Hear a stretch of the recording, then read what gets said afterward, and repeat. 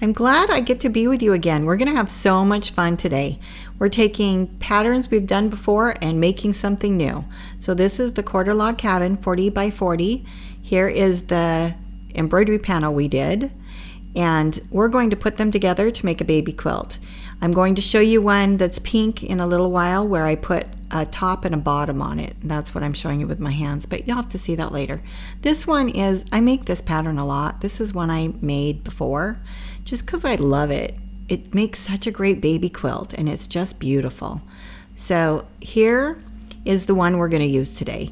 And you can see that I used the string blocks that I taught in our first video. All these links to these other videos are down below. You can look them up if you want.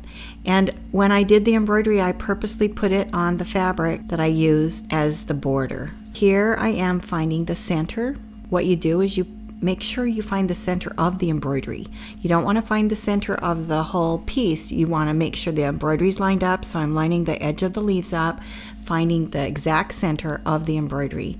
And then this quilt has a center already right there, so I don't have to measure anything. I'm just going to put that center with it and sew it together. This is so simple and so fun. And again, if you don't know how to make these blocks, I have a free tutorial free to watch on YouTube. Look it up. The link's down below. So here we go. Sewing. And this is it. You just take the pins out, make sure you're sewing straight. That it's not rocket science. A beginner can do this one, and it really is so fun. I usually make this quilt for people I extra love because of all the work of the embroidery. So I'm trimming the top panel. I was calling it a panel, an embroidery panel. I'm trimming it so that it's even with the sides, and that's it. We're done. You already know how to make those blocks. You can put a border on. The border was 3 inches. Same background as I did it for the panel. And now we get to take it and quilt it. So everybody's been asking how I quilt everything. Here's how. I'm getting a back. I'm measuring it. And yep, I'm one of those naughty people. I take the scissors and I rip it. And now it's the right size to put on the quilt machine. And if you don't have a quilt machine, that's okay. You can quilt on your domestic. I'm spoiled. I have a quilt machine and I'm so grateful because it makes me really happy. So here you see me putting zippers on. I just thought for once I'd show you the whole process. I have zippers on my quilt machine so that I can attach zippers to the backing, and then I can just go zip it right on my quilt machine, and when I'm done quilting it, I zip it right off. So this is just the process.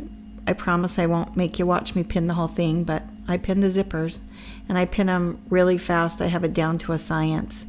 So here we go, zipping it on the quilt machine. This is the leader, and you zip it on, then zip the other side. I rolled it up a little. And here we go. There's the backing for this quilt. I have to make it taut. There it is. I'm adding the clamps, and then I'm going to put batting. I usually use Quilter's Dream because I love it, but all wonderful batting makes me happy. This is my batting roll, and I have it hanging perfectly so I can just cut it off the roll. I love machine quilting, so this is one of my favorite parts. Well, all the parts are my favorite, but I love this. Here I am, I'm doing custom quilting around the embroidery, and I'm just doing some swirls. It's like a big giant McTavish for those of you who know about quilting. And what I really want you to notice is that I'm quilting right over the embroidery. If you use thin enough thread, a light weight, then your quilting just sinks into the quilt and it doesn't mar or hurt the embroidery. If your thread is too heavy, then it will, but use a lightweight thread and it will be a great way to lay down texture. I go right around the edge of the embroidery. Right here you see I like to put a texture whenever there's not a lot of embroidery. So I pebbled in the middle of the frog, and you can see what a great texture that is. If you don't have a quilt machine, this can be quilted on your domestic machine. Or it would also be really cute if you big stitched the top and tied down below. It would be hard to quilt with hand quilting on the strings because they're so thick. As you know, they're on a foundation. But you can see that I'm doing an all over pattern on the bottom. We just are trying to lay down a really good texture. It's such a busy quilt down there that you won't see what I'm quilting anyway. The pattern doesn't matter as much as laying down a really nice texture that goes with the top. Here I thought the snail needed some texture on his body. I don't like big open gaps where there's no quilting, so I just put a little banana looking thing on it. This one, the blue one, is custom quilted, and the pink one is not custom quilted. We'll show a close-up of it in a minute. I just did an all-over pattern on it. I made it in pink so you could see that you could do this in any color. This quilt would be so cute in any solid work. Instead of red work, I call it solid work. You could do orange or brown or black or even yellow if you had the right background and a strong enough yellow. So whatever color you need for a nursery, this pattern could be adapted to. But you can see that the overall quilting looks great. You just quilt right over the top of the embroidery and it looks wonderful. So either way you do it, custom or a nice texture over all of it, will turn out fine. Here you can see the texture on the all over. I love this one. And notice that I put a top border and a bottom border around the 40 inches and the top. We'll show you a picture of it total in a minute.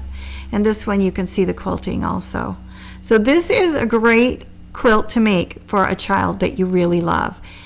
Stay merry and creative.